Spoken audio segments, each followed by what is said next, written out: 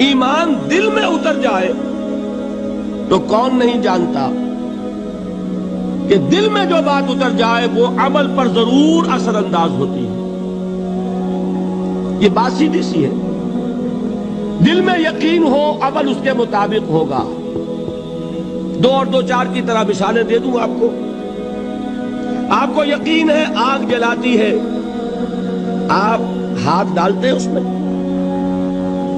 کیوں؟ یقین ہے کہ جلاتی ہے، لہذا کوئی شخص ہاتھ نہیں ڈالے گا. غلطی سے پڑ جائے تو پڑ جائے، جان بوجھ کے کون ڈالے گا؟ اچھا، میں بلکہ یہاں تک کہا کرتا ہوں کہ یقین تو بڑی دور کی شے ہے. گمان بھی ہو، گمان، اس کا نتیجہ بھی عمل میں نکل آتا ہے. کون شخص نہیں جانتا کہ سارے سانپ زہریلے نہیں ہوتے؟ معلوم ہے نا. لیکن جو سانپ ہے پتہ نہیں کم بخت یہ زہریلا ہو، ہے کہ نہیں؟ یقین نہیں ہے کہ یہ زہریلا ہے. ہو سکتا ہے کہ زہریلا ہو، صرف زن ہے نا، آپ قریب پھٹکتے ہیں اس کے. معلوم ہوا کہ یقین تو بڑی شے ہے. وہ تو میں نے اقبال کے آپ کو شعر سنایا بارہا. یقین پیدا کرے ناداں، یقین سے ہاتھ آتی ہے وہ درویشی کے جس کے سامنے جھکتی ہے فغفوری. یہ اولیاء اللہ کون تھے؟ صاحب یقین ہی تو تھے. اور کون تھے؟ جن کے سامنے بادشاہ جھکتے تھے. شیخ عبد القدوس گنگوہی رحمت اللہ علیہ کس زمانے میں تھے؟ یہ ابراہیم لودھی اور اکبر کا زمانہ، بابر کا زمانہ، جب جنگ ہوئی ان کے مابین. ابراہیم لودھی چل کر آیا ہے کہ بابر آ گیا ہے، میں جا رہا ہوں مقابلے کے لیے، پانی پت کی پہلی جنگ ہونے والی ہے، میرے لیے دعا کر دیجئے. فرماتے ہیں ذرا ہٹ جاؤ، ہماری دھوپ چھوڑ دو. دعا نہیں کی اور وہ شکست اس نے کھائی، مارا گیا. ان سے بھی پہلے کی بات ہے، نظام الدین اولیاء رحمت اللہ علیہ 7 بادشاہوں کا زمانہ دیکھا ہے. کسی بادشاہ سے ملنے کا تو خیر سوال ہی نہیں، اس کے پاس جانے کا سوال نہیں، کسی کو اجازت نہیں دی حاضر ہونے کی. ایک بادشاہ نے کہا کہ آپ کیسے روک سکتے ہیں، میں آ جاؤں گا.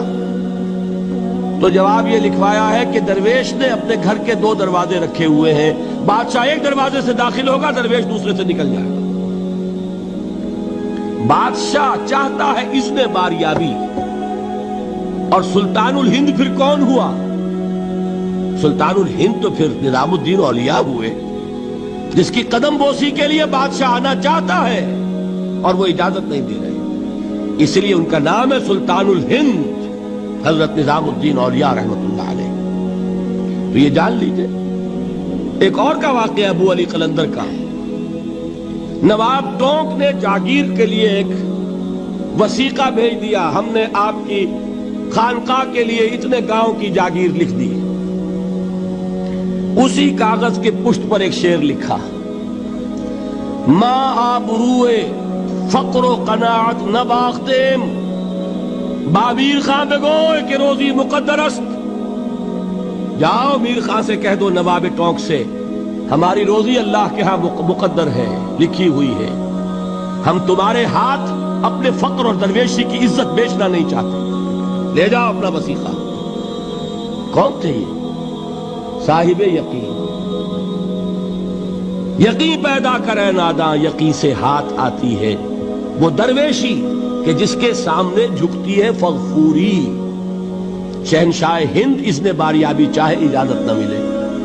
وہ یقین کی بات ہے. آپ سوچئے یقین پیدا ہو جائے تو کیا ہوگا. اس کی ایک شکل تو میں کل آپ کو دکھا چکا. توکل ہوگا، راضی برضا ہوں گے، خوف نہیں ہوگا، حزن نہیں ہوگا. ڈر کاہے کا؟ میرا محافظ میرا رب. اچھا، اس نے ہی کوئی چیز میرے لیے لکھ دی ہے تو کون محافظ ہو سکتا ہے؟ اور اللہ سے بچانے والا کوئی ہے؟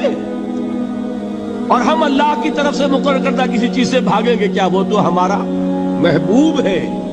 محبوب کی رضا اسی میں ہے. حاضر ہیں ہم.